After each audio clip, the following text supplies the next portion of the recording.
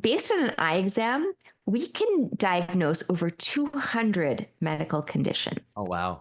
based on an eye exam. Like the things we see are really, it's like the canary in the coal mine. If something's going to happen systemically, oftentimes it'll show up in the eyes first.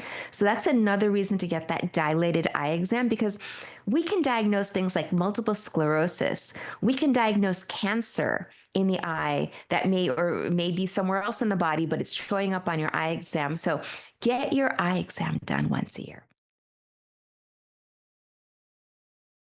I'm so excited to have Dr. Rani Banik on today's talk. Dr. Rani is a board certified ophthalmologist and neuro-ophthalmologist as well, specializing in the intersection of vision, brain health, and integrative medicine. With expertise in both conventional and holistic approaches, she has pioneered research and clinical strategies that emphasize the critical role of nutrition, lifestyle, and inflammation in eye health. As a frequent speaker, author, and educator, she bridges the gap between traditional ophthalmology and emerging science on the gut brain eye connection. Welcome and thank you so much for being with us today, Dr. Rani. Oh, thank you so much, Dr. Micah, for having me. I'm really looking forward to this. And it's such a pleasure having you because you're so unique. You're an ophthalmologist and you do integrative medicine as well. And you've written books on this topic. So tell me your story. How did you even get from being an ophthalmologist to doing integrative medicine? If I think back to maybe like 7, 8 years ago, I probably didn't even know what integrative medicine was or functional medicine. Honestly, like I hadn't really heard about it. And the reason I came to know of it was because I had my own health issue, which many of us have probably had in our journey into integrative and functional medicine as providers. Usually it's something that happens to us or someone we love that really opens our minds and our worlds to this whole aspect of medicine. So I had chronic migraines and they weren't getting better. And I was put on many medications, nothing was working. So I was seeking, I knew that there had to be a solution. So I was looking for something else I could do other than prescription medication that could help me. And I was talking to a colleague who also is a neuro-ophthalmologist, and he happened to just finish his certification training in functional medicine. And he said, "Well, have you ever tried an elimination diet? Why don't you try an elimination diet?" And I said, "What's that?" I had never even heard about an elimination diet. So he told me about what it was and he explained what functional medicine was. And I was so curious.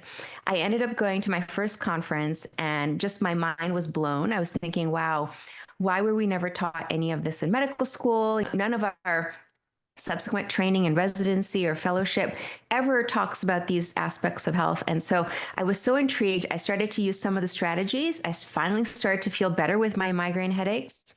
And then I saw the improvements and then I started to use these strategies on my patients. And that's kind of how I started to, try these strategies. I saw the incredible results in my patients' eye health and brain health and migraines. So yeah, then I ended up getting certified. So that's my journey in a nutshell. Awesome. So it was your personal health that really led you down this path. It was. And I have to say now, there's no cure for migraine, but my migraines are so much better. Before I would have a headache like 30 days out of the month. So if the month had 31 days, maybe there was one day when I didn't have a headache versus now I get one. Again, there's no cure for it, but I get one maybe like 2 or 3 times a month, which is a huge improvement in my quality of life. Excellent. I feel like a lot of medical doctors, allopathic doctors, we get into the space because of our own personal health, whether it's a mother or a sibling or your own personal health having issues and you've overcome with integrative medicine. Now you get curious as to what else is out there. Absolutely. That's exactly what happened to me. So I'm actually grateful that I went through that journey and I never want to relive it, but I'm grateful that, I was introduced to this aspect of healing. Hmm. Yeah, and having you on, I can talk all about autoimmune and eye health. So my first question for you is on inflammation. Inflammation is a driver of many chronic illnesses. How does inflammation systemically affect the eye, like country dry eye syndrome or Sjogren's or even macular degeneration? So that's a great question. At the root cause of many chronic eye diseases is inflammation, and you hit on a couple of them. So definitely patients who have dry eye, many of them have inflammation of their eyelid glands, and so the glands are not producing oils, healthy oils. The tears evaporate, and then they have dryness, or they actually have inflammation on the surface of the eye and the cornea, and that can cause a lot of symptoms. Same with patients with Sjogren's. They actually get slightly different reason for their inflammation that causes dry eye. In Sjogren's disease, what happens is the glands that produce tears that are up here, they're called the lacrimal glands right underneath our bones here. They get involved with inflammation. They don't produce enough tears. So there's a deficiency of tears. And then you touched upon a couple of other things like macular degeneration. We know that one of the drivers for macular degeneration is inflammation underneath the retina. And that inflammation is kind of a smoldering type of inflammation, and eventually it destroys healthy retinal cells.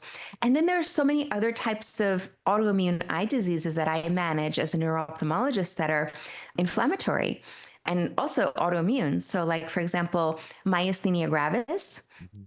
is an autoimmune condition in which there's inflammation, antibodies made, and then there's destruction of the neuromuscular junction that causes weakness. And then thyroid eye disease is another big one where there's inflammation of the eye socket. There's swelling and congestion that can happen in the eye socket, in the eyelids, and in the muscles behind the eye. So there's a lot of different ways that inflammation can manifest in our eyes. But really, it's basically the whole spectrum from the front of the eye all the way to the back that can get inflamed. Yeah. Excellent. And I know you're big on food because you wrote a book on food and eye health. So, what is the connection here between the gut, the brain, and the eye? And what are the pathways that we might not know about that you may know that can help squash inflammation of the eye? One of the ways that the gut can get involved when there's eye disease is related to many people have heard of leaky gut syndrome. So basically, in leaky gut, there's inflammation of the gut lining, and it destroys those tight junctions. So the cells, instead of being really tight, where nothing can get inside, get introduced into the body through the gut lining. The gut lining kind of is leaky, and you get these particles, whether they're viruses, bacteria, or other things, other breakdown of food products that get absorbed, like gluten is one example, get absorbed through these tight junctions and get introduced to the immune system. And when these compounds are not, they're not supposed to be seen by our immune system, when they get introduced to the immune system, and you probably know this better than I do, but it reacts and it starts to attack or create antibodies or an immune response against certain antigens, which are these compounds that have activated the immune system.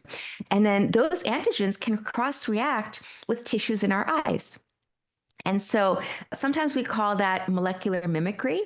When there's some molecule that gets absorbed through leaky gut, our immune system gets primed against it, and then it starts attacking ourselves. And again, some of those antigens are in the eye. So there are inflammatory conditions in the eye, and I'll give you a couple of examples. Uveitis, for example. Uveitis is a type of inflammation in the eye, can affect different parts of the eye, but we know that there's a specific type of uveitis called HLA-B27 uveitis. And basically, in HLA-B27 uveitis, patients may have an underlying genetic predisposition, but it doesn't necessarily mean that they're going to get eye inflammation. It's when there's something that happens in the gut that basically primes the immune system to attack itself. And there are a couple of bacteria that we know are associated, pathogenic bacteria, meaning like unhealthy bacteria, that are associated with this HLA-B27 uveitis, and it has to do with the gut. So gram-negative bacteria like Yersinia, Shigella, these are a couple of bacteria that our bodies are not supposed to be exposed to, but they can get exposed to these bacteria through the gut lining when there's leaky gut, and then create inflammation in the eye. So that's just one example of how the gut can influence our eye health. There are many other ways. So we know that the gut also modulates neurotransmitters. And we think sometimes, depending on the eye condition or even brain condition, that neurotransmitters may be kind of imbalanced because of gut issues. And then there's absorption issues. So sometimes if the gut's not healthy, we may not be able to absorb certain nutrients properly. For example, celiac disease, we may not be able to absorb certain vitamins, and then that can cause eye issues. So there's lots of ways by which the gut can impact our vision. Normally, we don't think of the two going together, like this kind of a weird association there, but it can happen. Absolutely.